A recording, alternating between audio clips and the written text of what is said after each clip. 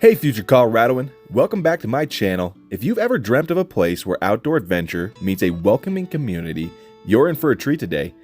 My name is Connor Martin, and in this video, we're going to talk about the incredible experience of relocating to the picturesque city of Loveland, Colorado, and dive into the multiple sections of Loveland, Colorado and what they have to offer.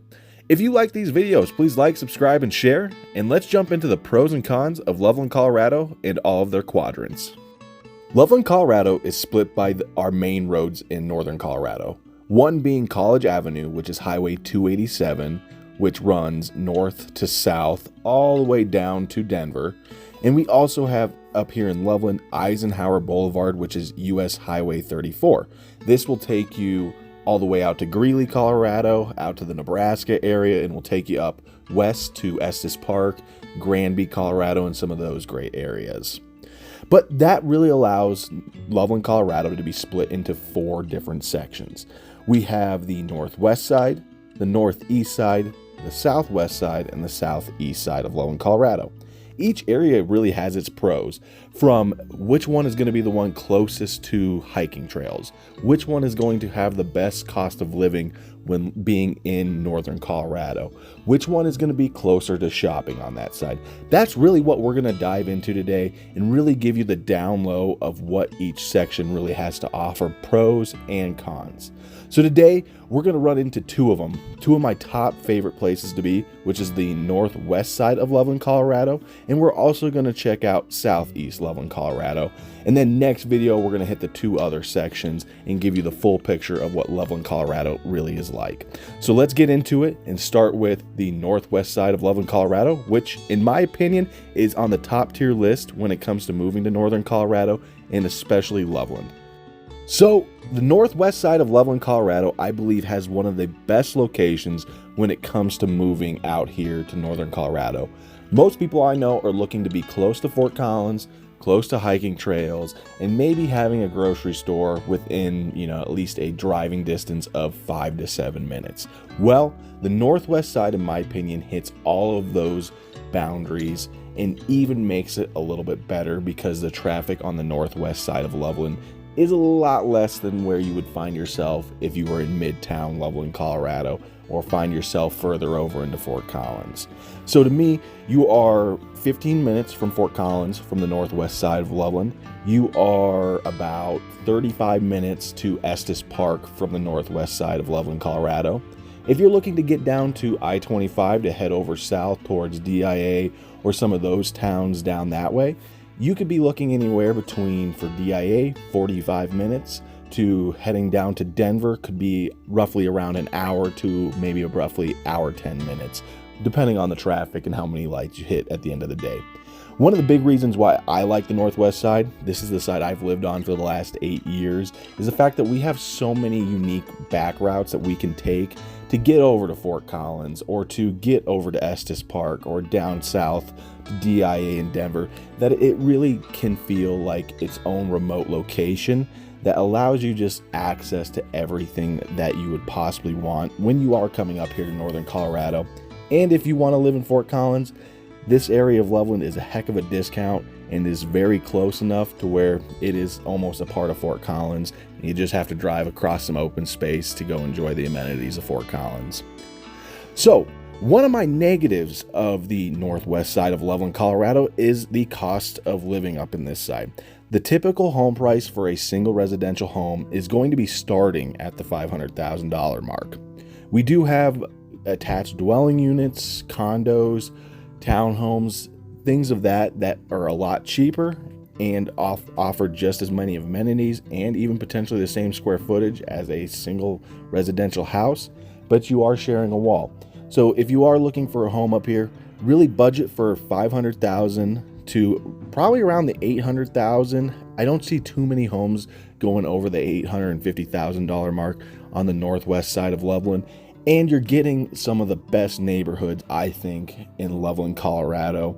Maybe not comparative to Fort Collins, but they're pretty dang close. So let's jump into my pro number 2, which is going to be the neighborhoods. Like I said, we have some of the best neighborhoods here in the northwest side of Loveland, Colorado.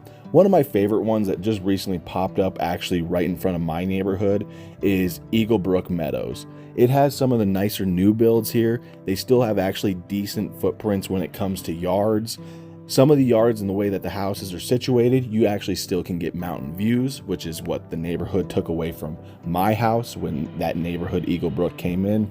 Not a big deal, knew it was gonna happen, but at least some of these other homes in there aren't gonna lose their view like I did. You also are really lucky because we are close to a lot of hiking out here. If you're looking for something just quick and basic, maybe just a sidewalk path, head over to Mahaffey Park. Mahaffey Park is a great place. It has one of the coolest parks for kids to go to. Great pickleball courts and tennis courts. It has a decent dog park in it that's fully fenced in, and there's plenty of open space just to get out, have a picnic, go throw a frisbee, just get to enjoy the 233 days of sun we get here in northern Colorado.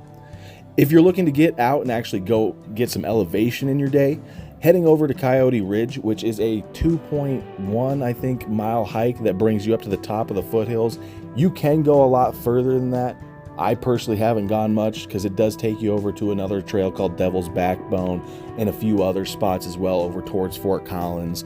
But it is a quick, easy hike that is right in between Fort Collins and Loveland that only takes a couple minutes to get to. And if you're looking for one of those hikes right after work at 5 o'clock, you don't have time to get up to the mountains, Coyote Ridge is well worth going and checking out.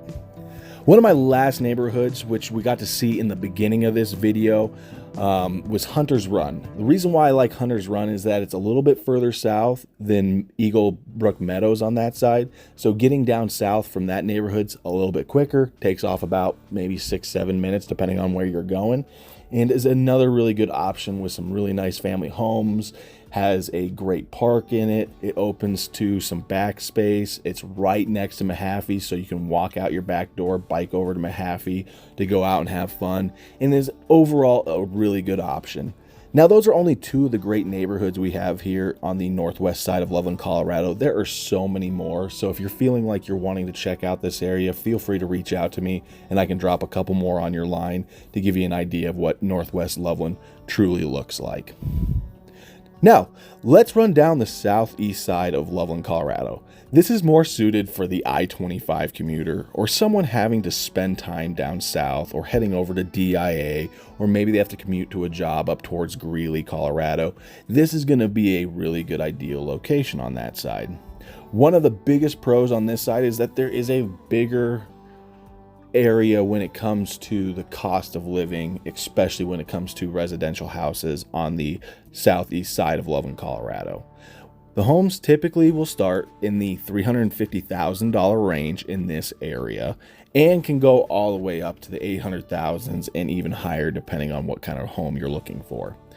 I believe this side of town is one of the best bangs for your bucks. So if you're having a hard time finding the right home here in northern Colorado, if you're looking in Fort Collins or you're looking at different parts of Loveland, trying to check out the southeast side of Loveland is going to give you your best options when it comes to cheap and affordable housing. So, one of the biggest negatives of living on the southeast side of Loveland, Colorado is that you're going to be a little bit closer to the crime that happens in the majority of Loveland, Colorado. Due to the fact that the southeast side is the closest to some of the bigger commercial, industrial buildings, businesses on that side that are typically the groups that get targeted the most, is going to be the reason why the southeast side shows as being a little bit more of a hot area for crime. And the nice part is when it comes to the neighborhoods, that is the area that is of least concern. The biggest crime that typically happens on the southeast side is going to be theft. And being that it's a bunch of businesses from Home Depot to Lowe's to downtown Loveland, it really does make sense. You have 1% chance of being part of a theft crime when it comes to living in the northeast side of Loveland, Colorado. Everything else from murders, assault, burglaries, auto theft, arson, all of those are even less than 1% when it comes to being part of a crime like that. And so even though the statistics shows that, yes, this is a dangerous area to live compared to the rest of Loveland, Colorado, the southeast side has still got some really great neighborhoods that are tucked far away from the business areas and are not going to be involved like someone would typically think when watching a YouTube video or going online and looking at these statistics. Most of the time, Loveland is going to be a very safe place when it comes to only having, 90,000 people in the city, and a good chunk of them live on that southeast side. All these individuals are just hard workers. It is a small crime ring that comes in and messes with the businesses that is the biggest issue. So do not let that make you fear the southeast side of Loveland, Colorado. But I believe it's something that needs to be warranted and said, just in case that is something that you're really trying to avoid at the end of the day when trying to move from a different state or a different location within Colorado. So my last pro for the southeast side of Loveland, Colorado is the fact that my wife says it is around some of the best shopping in northern Colorado. From being downtown Loveland with boutiques like Vintage Willows or close to home, or being able to go over to a Jack's to grab some hiking gear, this is going to be a great location for anybody wanting to live near shopping. So a couple neighborhoods I would check out in this area would be Anderson Farms. It is a little bit more tucked away towards the south side of this area, but has some really nice homes for the low $400,000 up to the mid 500s. And if you're looking for something that is a little bit newer on that side, I would probably go and check out Millennium on Southwest 8th, which is another great option for a neighborhood that has newer homes that are built in the 215, 216 time, and is a great place to live if you're wanting to walk to grab food, go to the grocery store, or just go spend some time outside. So that is it for this video on that side. We hit up the northwest side of Loveland, Colorado, where it is one of the best locations when you want to be a commuter and want to be close to everything. And we also hit up the southeast side if you're wanting to be an I-25 commuter, or you're wanting to live a little bit closer to the downtown area and find a little bit more of a budget home. Next week, we are going to hit up the open space on the northeast side of Loveland, Colorado, and we're going to hit up the southwest side of Loveland, Colorado to really put this picture all together. If you guys are ever looking to move here to northern Colorado, Loveland, or any of the cities over in this area, please feel free to reach out to me with any questions to start your next journey here, and we'll catch you guys next week.